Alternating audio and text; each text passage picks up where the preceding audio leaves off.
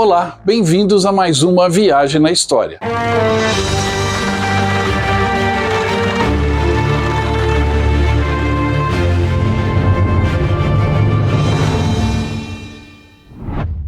Visitar Cuxhaven foi uma surpresa extremamente agradável. A cidade é belíssima, está localizada num local importantíssimo e estratégico e preserva toda a história. Cuxhaven é uma cidade portuária na Baixa Saxônia, localizada no norte da Alemanha, sendo a capital do distrito. Hoje a sua população é de cerca de 65 mil habitantes e está situada na costa do Mar do Norte, bem na foz do rio Elba, ou seja, onde o rio Elba deságua após cortar a Alemanha desde a República Tcheca. Cuxhaven tem um litoral de 14 quilômetros e possui um importante ponto de pesca e registro naval para Hamburgo e o canal de Kiel. O turismo também é bem importante no local. É um destino popular de férias, tanto para alemães quanto para europeus. Durante a Primeira Guerra Mundial, ali existia uma base de dirigíveis e de onde estas estações de dirigíveis partiam para atacar a Inglaterra. No entanto, no Natal de 1914, bem no começo da Primeira Guerra Mundial, quem atacou Cuxhaven foi a Marinha Real Britânica, com hidroaviões, no famoso Raid de Cuxhaven. Durante a Segunda Guerra Mundial, a cidade hospedou uma base de rádio da Wehrmacht, codinome Brown, que transmitia dados sobre o desenvolvimento de armas experimentais ali perto testadas, inclusive foguetes como a V1 e a V2. Desta base de rádio em Cuxhaven foi transmitida a última mensagem criptografada da máquina de código Enigma, no dia 7 de maio de 1945. Essa mensagem relatava a chegada das tropas britânicas e termina da seguinte maneira, abre aspas, fechando para sempre. Tudo de bom. Adeus.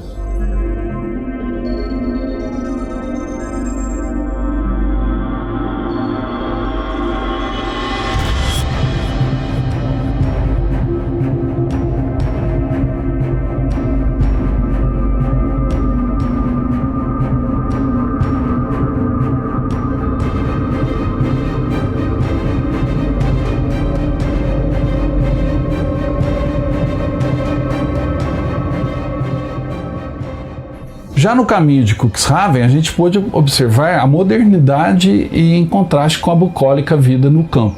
Muitas torres de energia eólicas estavam em funcionamento e estão sempre, porque ali venta muito. É o sinal que a gente está chegando próximo ao mar ao Mar do Norte que banha Cuxhaven. Ao entrarmos na cidade, grata surpresa. Lembre-se que visitamos essa cidade já em outubro, ou seja, estava se aproximando o inverno e os europeus, especificamente os alemães, estavam curtindo os poucos dias que ainda teriam para aproveitar um pouco do sol, um pouco do movimento e a bela cidade, as belas ruas do calçadão de Cuxhaven que vocês estão conferindo aí nessa imagem. No entanto, essa vida bucólica e pacata reserva algumas surpresas escondidas, muita história escondida em Cuxhaven, como por exemplo, ali está um importantíssimo museu dos submarinos alemães durante a Segunda Guerra Mundial. O Museu Alemão U-Boot possui milhares de documentos, fotos e outras documentações a respeito de todos os submarinos da Kriegsmarine.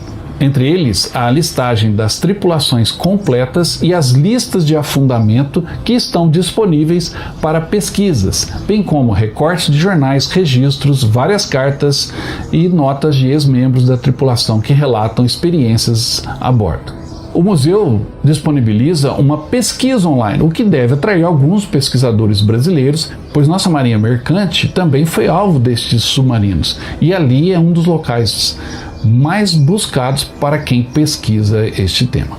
Junto ao centro de documentação existe também um pequeno museu com uniformes, objetos, equipamentos dos submarinos alemães durante a Segunda Guerra Mundial. Um local muito importante. Um outro local histórico de extrema importância é o Forte Kugelbach, que fica na foz do rio Elba, ou seja, aonde ele se encontra com o Mar do Norte e, obviamente, proteger essa embocadura do rio Elba era estratégico para evitar algum navio inimigo de penetrar no coração da Alemanha. O Forte Kugelbach é uma antiga fortaleza naval em Cuxhaven.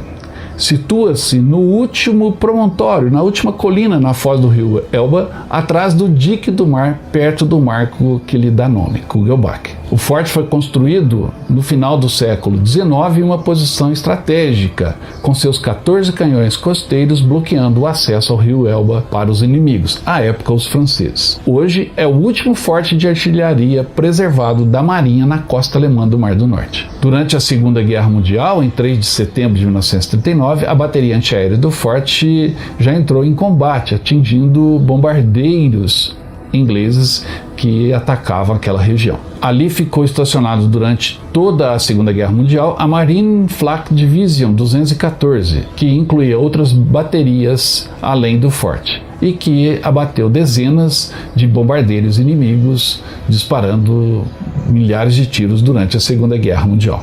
E ao final da guerra, o local foi ocupado pelos americanos durante abril e maio de 1945. Ali também foi, nesse período, a base do Serviço Alemão de Remoção de Minas, por 2 anos. Hoje o local, de 5 hectares, conta com um pequeno museu sobre a história da instalação que pode ser visitado.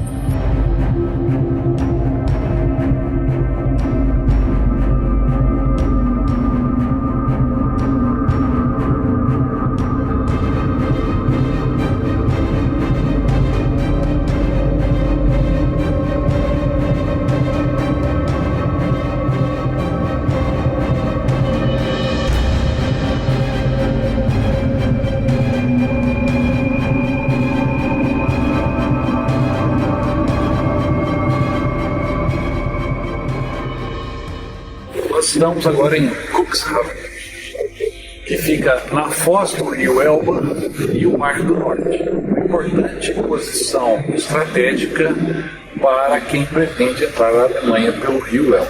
Aqui fica esse forte. Ali uma bateria antiaérea e antinavio alemã da época da Segunda Guerra Mundial. E era uma fortificação, um quartel da Wehrmacht. E os alemães defendiam essa entrada da baía do rio Elba no Mar do Norte.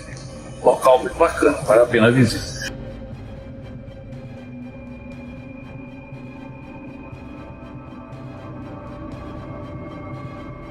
Cuxhaven também foi parte da Operação Backfire, ou seja, todas as bombas V2 que os americanos capturaram foram testadas ali em Cuxhaven. E isso foi o ponto de partida para o projeto espacial norte-americano, antes até de Von Braun ser levado para os Estados Unidos. A Operação Backfire foi uma operação científica militar logo no final da Segunda Guerra Mundial, realizada por americanos e britânicos. Era parte da luta dos aliados para adquirir tecnologia alemã.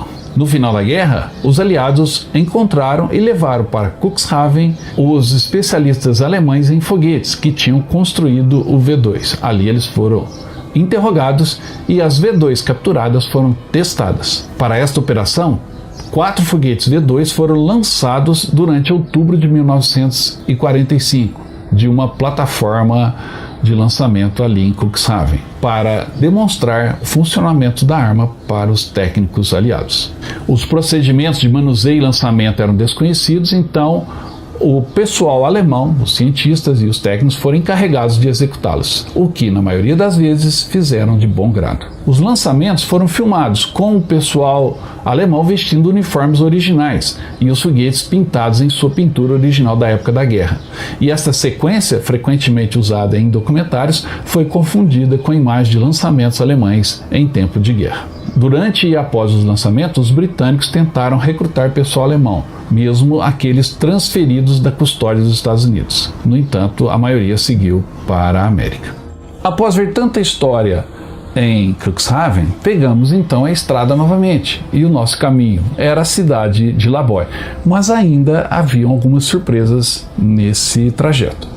Essa região que fica entre Cuxhaven e Laboy é uma região de pequenas fazendas, principalmente de criação de gado. E o movimento nas estradas vicinais, nas estradas rurais em que passamos, foi intenso, principalmente de tratores, e os tratores alemães são gigantescos. Mas ao passar por uma outra cidade chamada Freiburg, tivemos uma enorme surpresa ao encontrarmos uma concessionária que foi basicamente congelada no tempo. Ela está igual estava nos anos 1960.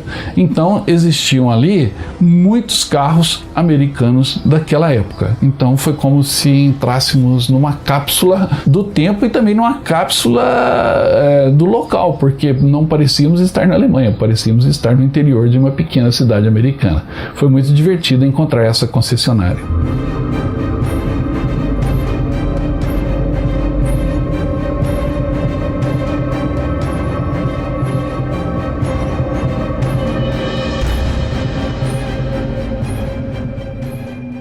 E para chegar a Laboy, o rio Elba estava em nosso caminho.